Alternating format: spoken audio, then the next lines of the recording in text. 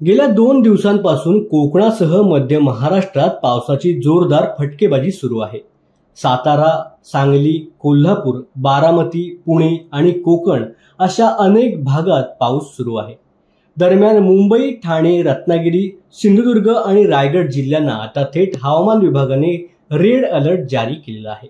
हवामान विभागाकडून याबद्दल अधिक माहिती देण्यात आली, त्यामुळे आवश्यक असेल तरच घराबाहेर पडा असं आवाहन देखील हवामान खात्याने केलं आहे।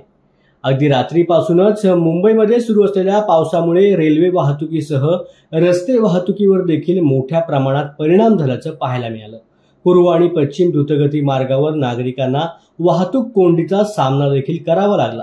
दरम्यान मुंबईमध्ये पावसाचा जोर वाढण्याची अधिक शक्यता आहे, त्यामुळे घराबाहेर पडताना काळजी घेण्याचं आवाहन मुंबईकरांना प्रशासनाकडून करण्यात आलंय।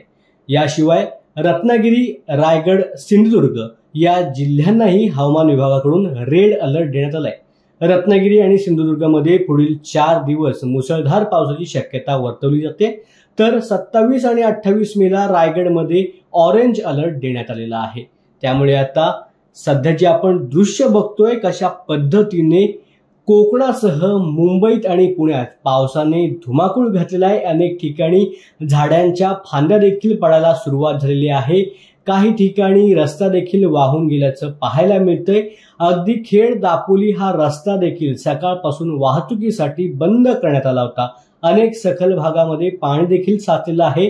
रेल्वेने प्रवास करणाऱ्या मुंबईकरांना देखील आता रेल्वे ट्रॅकवरती पाणी आल्यामुळे प्रवासात त्रास सहन करावा लागतोय। त्यामुळे जर अतिशय गरज असेल तरच घराबाहेर पडा असा इशारा हवामान विभागाने आणि प्रशासनाने 2 दिवसांसाठी सर्व नागरिकांना दिल्याचं पाहायला मिळतंय।